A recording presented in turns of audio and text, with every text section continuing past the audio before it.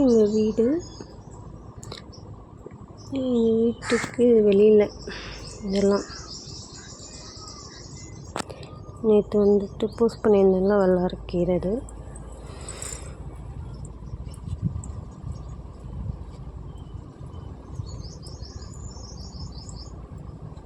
இப்போ இது வந்துட்டு ரோஸ் செடி.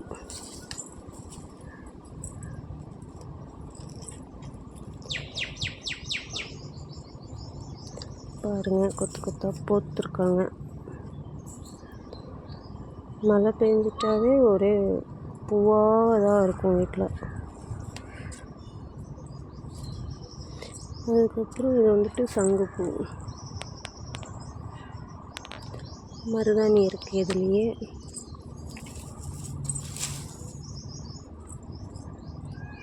இதுக்குள்ளேயே மணி பிளான்ட்டும் வளர்ந்துருக்கு. அதுக்கப்புறம் மல்லிகைப்பூ செடி, இதுலேயே 2 விதம் மல்லிகைப்பூ செடி இருக்குது. அடுக்கு மல்லியும் நார்மல் மல்லியும். இது ஒரு சும்மா அளவுக்காக கொண்டாந்து வச்சோம். வல்லாரக்கீரை பாருங்கள் ஃப்ரெண்ட்ஸ், அங்கேருந்து இவ்வளோ தூரம் வந்துருச்சு. அப்படியே போய்கிட்டே இருக்குது. இது வந்துட்டு வாழை, செவ்வாழை. இதெல்லாம் வந்துட்டு ஈனிச்சு, மறுபடியும் அல்லக்கன்று இப்போ தான் வந்துக்கிட்டு இருக்கு. அதுக்கப்புறம் வந்துட்டு இது துளசி செடி, கருந்துளசி.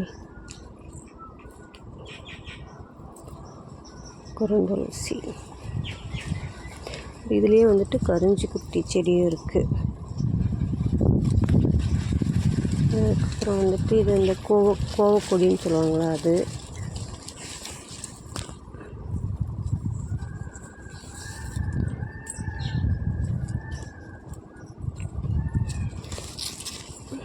அங்கங்கே சங்குப்பூ அது இதுன்னு முளைச்சிருக்குங்க பாருங்கள் ஃப்ரெண்ட்ஸ், சங்குப்பூ. அதுக்கப்புறம் இது வந்துட்டு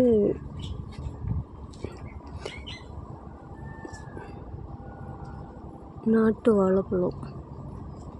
இதுவும் நிறையா வெட்டிட்டோம். இது அல்லக்கண்ணில் வந்திருக்கு, அதனால குட்டியாக இருக்குது. அது போக இங்கே வந்துட்டு தேன் வாழையும் அப்படி தான், எல்லாம் வெட்டிட்டோம். இதெல்லாம் அல்லக்கண்ணில் வந்தது, குட்டியாக தான் தார் போட்டிருக்கு. அப்புறம் மருதாணி செடி, இங்கே ஒரு மருதாணி செடி இருக்குது.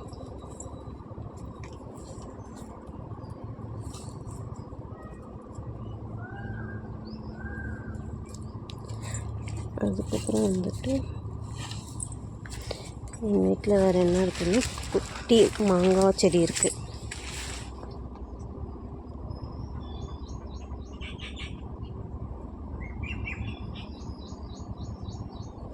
குட்டி மாங்காய் செடியில் குட்டியாக காய் காய்ச்சிருக்காங்க பாருங்கள்.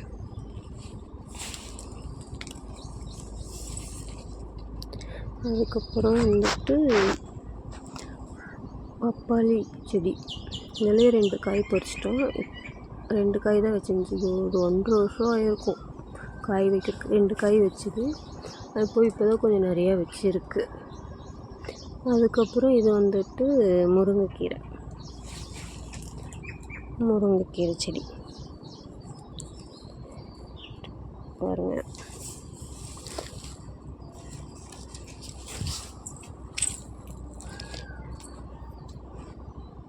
இதெல்லாம் வந்துட்டு எங்கள் வீட்டுக்கு பேக் சைடு. இது ஃபுல்லும் எங்கள் வீட்டுக்கு பேக் சைடு. அதாவது எப்படின்னா, இது வந்து கார்னர் சைட்டு. அதனால் வந்துட்டு நம்ம கார்னர் சைட்டுன்னா ரோட்டை பேஸ் பண்ணி இருக்கிற சைடில் இருக்கிற இடம்லாம் வந்துட்டு நம்ம யூஸ் பண்ணிக்கலாம்ல. அதனால நான் யூஸ் பண்ணிக்கிட்டேன், எல்லாம் செடியாக வச்சுருக்கேன். இது வந்துட்டு ஒரு சைடு தான்.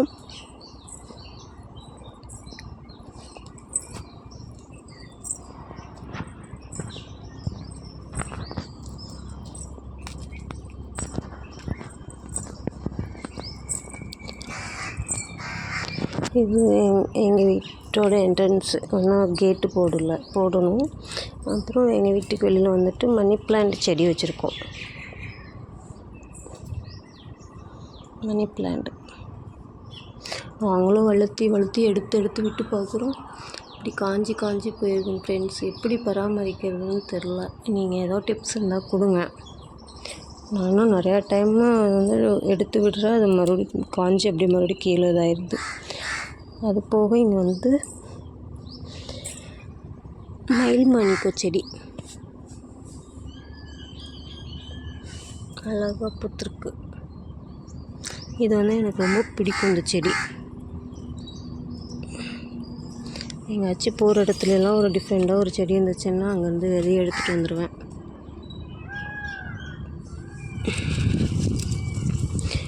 பாருங்க,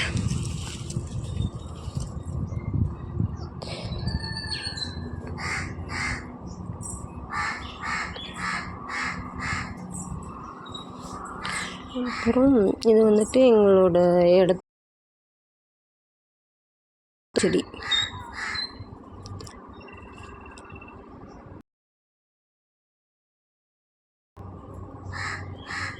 ஜாதிமுல்லை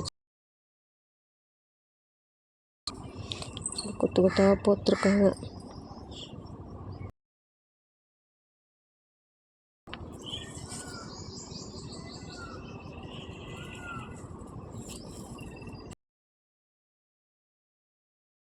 பூத்திருக்கு. அப்படியே இது வந்துட்டு என்ன பண்ணிட்டோம்னா மேலே மொட்டை மாடிக்கு எடுத்து விட்டுருக்கோம். மொட்டை மாடியில் தான் எப்போவே மொட்டை மாடியில். அது போக இங்கேயும் கீரை, மிளகாய் செடி, அப்புறம் இங்கே ரோஸ் செடி வச்சுருக்கோம்.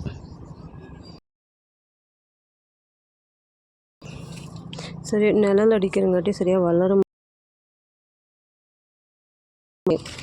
இது வந்துட்டு கொய்யா செடி இருக்குது. இதெல்லாம் வந்துட்டு தானாக முளைச்சதான். ரெட் கலர் ரோஸ் செடி இருக்குது. இல்லை, மழை பெஞ்சாதான் எல்லாமே பூ. அப்புறம் இங்கே ஒரு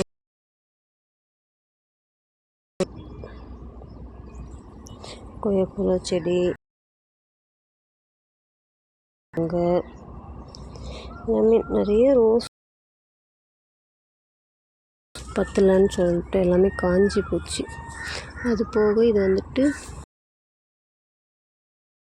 பழ மரம் போட்டு காய்ச்சிருக்காங்க பாருங்கள்.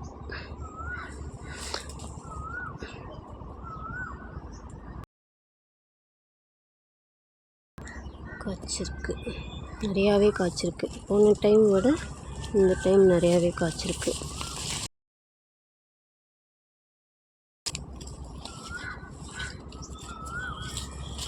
இது மாதிரி நிறையா பூ பூக்குது. கொட்டினது போக இதுதான் வந்துட்டு நம்மளுக்கு பழம். பேலன்ஸ் தான் பழம். இங்கே பாருங்கள், நல்லாவே பெருசாகவே இருக்குது பாருங்கள்.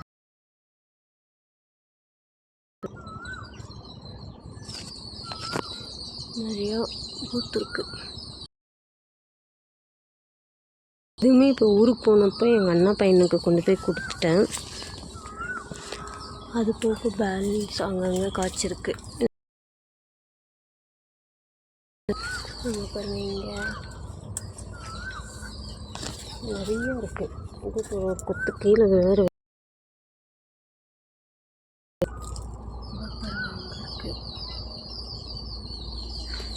அதுக்கப்புறம் அந்த குட்டி முதல்ல ஹைப்ரிட்னு சொல்லுவாங்க. குட்டி குட்டியாக தான் காய்க்குது. ஆனால் டேஸ்ட்டு செம்மையாக இருக்குது. இதுவும் அவ்வளோதான். அண்ணன் பையன் எல்லாத்தையும் பறிச்சுட்டு போயிட்டான். ஊருக்கு வந்தால் காய்க்கு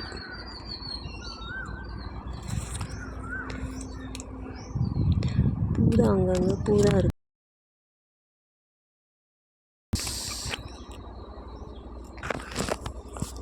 அதுக்கப்புறம் இங்கே ஒரு அழகு செடி வச்சுருக்கோம். எப்படி தெரியுமா, இது வந்துட்டு கீழே விழுந்தாவே ஒரு செடியாக கன்வெர்ட் ஆகிக்குது இது. அதுக்கப்புறம் வந்துட்டு இது வந்துட்டு கத்திரிக்காய் செடி.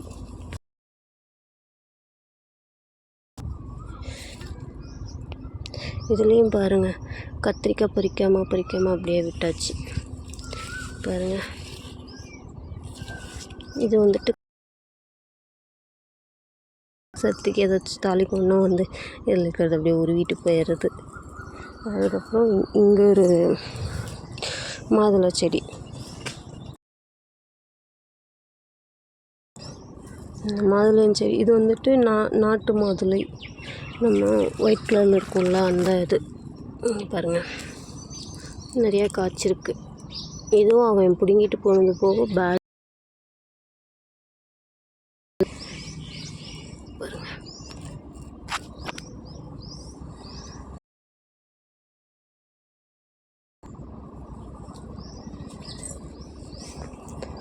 அதுக்கு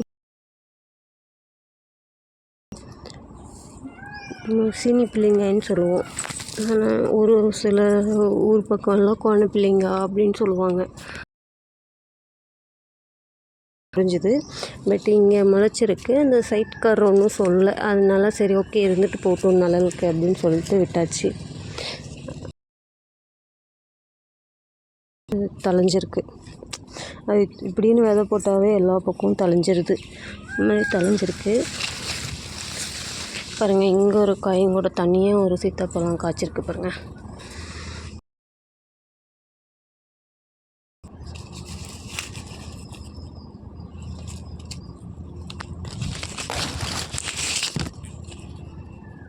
இங்கே காய்ச்சிருக்காங்க வச்சுருக்கு. ஆனால் இதில் வந்துட்டு இந்த அஸ்வினி மாதிரி ஒரு பூச்சி விழுந்துருது. அதனால பழத்தை சாப்பிடவே முடியறதில்ல. இது என்ன பண்ணுறதுன்னு தெரில. அதில் போல் அந்த கட்டெரும்பு வேறு வந்து நிறையா சாப்பிட்டு போயிடுது. இது எப்படி பராமரிக்கிறதுன்னு ஏதாச்சும் டிப்ஸ்